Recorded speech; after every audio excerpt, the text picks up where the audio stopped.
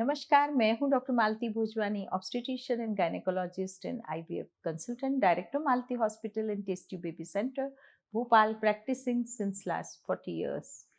Fallopian tubes का blockage या fallopian tubes की गर्भधारण में क्या महत्वता है, ये सभी महिलाओं के लिए जानना बहुत ज़रूरी है। फेलोपियन ट्यूब्स का ब्लॉकेज क्या होता है और उसको कैसे डायग्नोज किया जाता है और उसको कैसे उसका ट्रीटमेंट किया जाता है, ये भी बहुत ज़रूरी है। फेलोपियन ट्यूब्स किससे कहते हैं? फेलोपियन ट्यूब्स हिंदी में हम उसे डिंब वाहिनी कहते हैं या उसे गर्भनलिका कहा जाता है। ये गर्भाशय और अंडाशय के बीच में एक पतली नली रहती है और करीब करीब 4 से 10 सेंटीमीटर इसकी लेंथ रहती है। ये पतली रहती है जिसके कारण हम इसे अल्ट्रासाउंड इमेजिंग में देख नहीं पाते हैं। कभी कभी महिलाओं का ये सवाल होता है कि डॉक्टर, फैलोपियन ट्यूब्स आप देख लीजिए ना सोनोग्राफी में, पर वो सोनोग्राफी में नहीं दिखती है। इसी कारण, क्योंकि ये बहुत पतला स्ट्रक्चर है।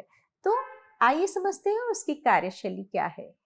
जब भी अंडाशय से जो एग होता है वो रिलीज होता है, तो फेलोपियन ट्यूब्स का ये काम होता है कि वो उसे लिफ्ट कर ले और वो फेलोपियन ट्यूब्स के अंदर करीब करीब 5 दिन के लिए ये रहता है। इसी दौरान यदि गर्भाशय में शुक्राणु पहुंचते हैं तो ये डिंबवाहिनी में या फेलोपियन ट्यूब्स में पहुंचते हैं, जहां पे अंडे के साथ उसका निषेचन होता है या फर्टिलाइज्ड एग बनता है जिसे हम एम्ब्रियो कहते हैं।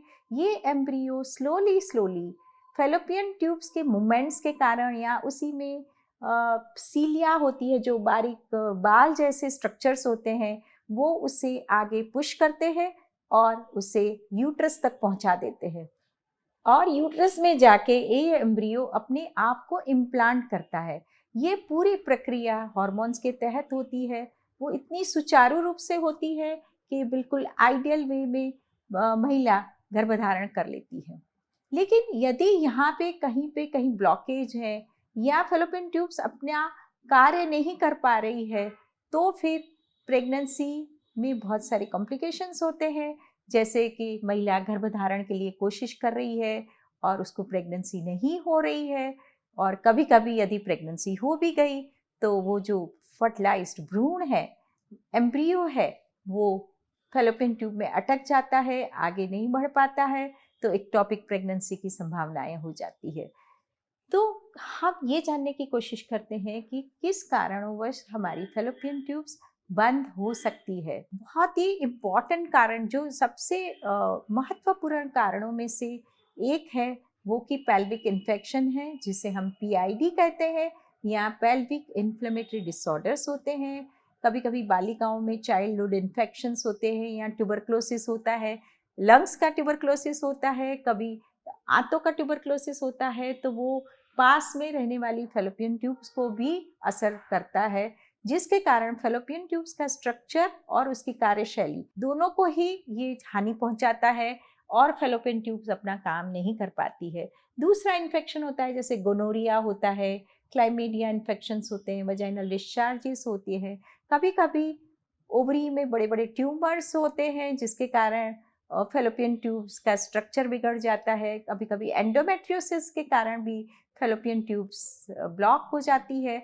कभी कभी कुछ और इंटेस्टिनल सर्जरीज होती है, कुछ ऑपरेशंस होते हैं जिसके कारण आंतें चिपक जाती है, जिसे हम एडेशंस कहते हैं। उसके कारण भी फेलोपियन ट्यूब में काफ़ी सारे बदलाव आ जाते हैं, जिसके कारण गर्भधारण में बहुत सारी प्रॉब्लम्स आती है। तो हम ये जानने की कोशिश करते हैं कि फेलोपियन ट्यूब्स के ब्लॉकेज में महिला को क्या सिम्टम होगा। कभी कभी महिला को कोई भी सिम्टम नहीं होता है और वो जब गर्भधारण की कोशिश करती है तो उसमें वो सफल नहीं हो पाती है, इसलिए वो अपने डॉक्टर के पास पहुंचती है। कभी कभी यदि पेल्विक इन्फ्लेमेशन होता है तो महिला को दर्द होना, संभोग के दौरान दर्द होना और वाइट डिस्चार्ज होना, फीवर आना, इस तरह की परेशानी हो सकती है। अक्सर फेलोपियन ट्यूब्स बंद होने के जो डायग्नोसिस है, वो इनफर्टिलिटी के जो भी हम टेस्ट करते हैं उसी में ही पता चलता है। जब डॉक्टर महिला के सारे परीक्षण करता है, सभी परीक्षण नॉर्मल आते हैं और फिर भी गर्भधारण नहीं हो पाता या मेडिसिन देने के बाद भी उसमें सफलता हासिल नहीं होती है, तो फिर डॉक्टर्स फेलोपियन ट्यूब की जांच कराते हैं। अब फैलोपियन ट्यूब का ब्लॉकेज का कैसे पता चलता है?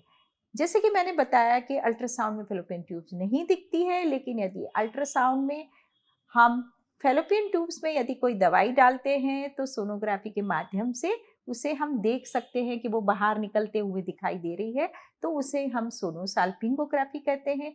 और जब सबसे जो महत्वपूर्ण टेस्ट होता है, जिसे हम गोल्ड स्टैंडर्ड टेस्ट कहते हैं, वो है HSG, हिस्टेरोसाल्पिंगोग्राफी, जिसके बारे में मेरा एक वीडियो है जिसको आप जरूर देखें। ये जो टेस्ट है हमेशा ये हम मासिक धर्म समाप्त होने के बाद किया जाता है, और ये एक्सरे का टेस्ट है। इसमें एक डाई या एक दवाई डाली जाती है और फैलोपियन ट्यूब्स का पूरा उसकी लेंथ और उसकी दवा पूरी बाहर आ रही है कि नहीं, ये पूरे प्रोसेस को देखा जाता है। और उसी से डॉक्टर्स ये पता करते हैं कि ब्लॉकेज है तो कहाँ है और किस तरीके का ब्लॉकेज है। तो इसी से सारी इंफॉर्मेशन मिलती है और उसके बेसिस पे डॉक्टर्स अपना ट्रीटमेंट प्लान करते हैं। तीसरा महत्वपूर्ण जो टेस्ट है वो है लेप्रोस्कोपी, लेकिन सभी केसेस में हम लेप्रोस्कोपी करने की सलाह इसलिए नहीं देते हैं क्योंकि लेप्रोस्कोपी एक ऑपरेशन जैसा टेस्ट है, जबकि HSG non invasive minimally invasive test है, इसलिए HSG और वो सस्ता भी पड़ता है, इसलिए सभी से प्राइमरी टेस्ट है वो HSG टेस्ट होता है। इसी कारण यदि अब फैलोपियन ट्यूब्स का ब्लॉकेज हमें पता चल गया है तो हमें क्या करना चाहिए, तो डॉक्टर्स इसके बारे में पेशेंट से चर्चा करते हैं। पहले तो यदि पेल्विक इन्फ्लेमेशन होता है तो डॉक्टर्स एंटीबायोटिक थेरेपी देते हैं या कुछ इंजेक्शंस वगैरह लगाते हैं, और यदि हल्का फुल्का ब्लॉक होता है तो दवाइयों से भी कभी खुल जाता है और महिला को गर्भधारण हो जाता है। लेकिन कुछ ब्लॉक्स में जहाँ एंडोमेट्रियोसिस हैं और कुछ इन्फेक्शंस हैं, ट्यूबरक्लोसिस हैं, ऐसे केसेस में डॉक्टर या तो डॉक्टर्स को आगे का ट्रीटमेंट या कि लेप्रोस्कोपी के बारे में सोचना पड़ता है या लेप्रोस्कोपी की सलाह दी जाती है। लेप्रोस्कोपी एक ऐसा टेस्ट है जिसमें हम दूरबीन को पेट के अंदर डाल के पूरे गर्भाशय का परीक्षण और फैलोपियन ट्यूब्स का परीक्षण, और यदि कोई साथ में और भी कुछ खराबी है, एंडोमेट्रियोसिस है, इन सब चीज़ों का डायग्नोसिस कर पाते हैं। और लेप्रोस्कोपी में ये बहुत ही फायदे वाली चीज़ है कि लेप्रोस्कोपी के माध्यम से हमें जो जो खराबियाँ मिलती है उसका हम ट्रीटमेंट भी कर पाते हैं। इसलिए एक ही सिटिंग में हम डायग्नोसिस कर लेते हैं और फैलोपियन ट्यूब्स को खोलने की कोशिश करते हैं, जिसे हम रिकैनालाइजेशन ऑपरेशन कहते हैं, ट्यूबल कैनालाइजेशन बोलते हैं, जिसमें बारीक तार यूट्रस के माध्यम से फैलोपियन ट्यूब में डालने की कोशिश करते हैं और उसको खोलने की प्रक्रिया की जाती है। सिंपल केसेस में हालांकि फैलोपियन ट्यूब्स खुल जाती है, लेकिन कुछ कुछ केसेस जैसे ट्यूबरक्लोसिस है या बहुत ज़्यादा इन्फेक्शंस हैं या एंडोमेट्रियोसिस के कारण ट्यूब्स पूरी तरह से क्षतिग्रस्त हो गई है, तो उस केसेस में ट्यूब्स का खुलना नामुमकिन हो जाता है।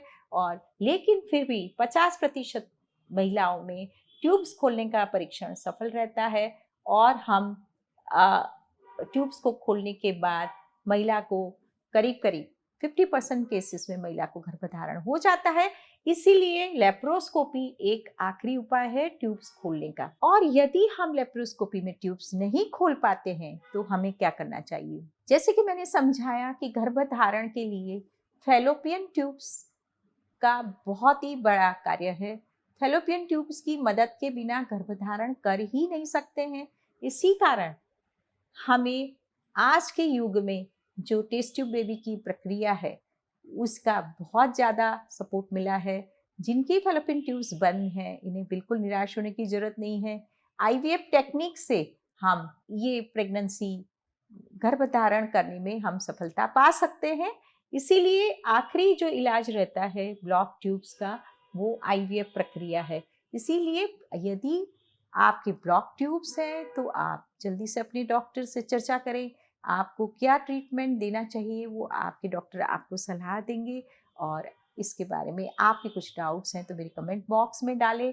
और बिल्कुल घबराएं नहीं, क्योंकि ब्लॉक ट्यूब्स का भी हम आजकल के ज़माने में इलाज कर सकते हैं, जबकि 30 इयर्स बैक जब IVF की सुविधा नहीं थी तब ब्लॉक ट्यूब्स का कोई भी इलाज नहीं होता था। इसीलिए हम बड़े फॉर्चुनेट हैं कि हमें एक IVF की पद्धति की जो प्रणाली है वो इस केस में काफ़ी हेल्पफुल है। आपको ये वीडियो पसंद आए तो आप इसे शेयर करें, लाइक करें और मेरा यूट्यूब चैनल सब्सक्राइब करें। नमस्कार, धन्यवाद।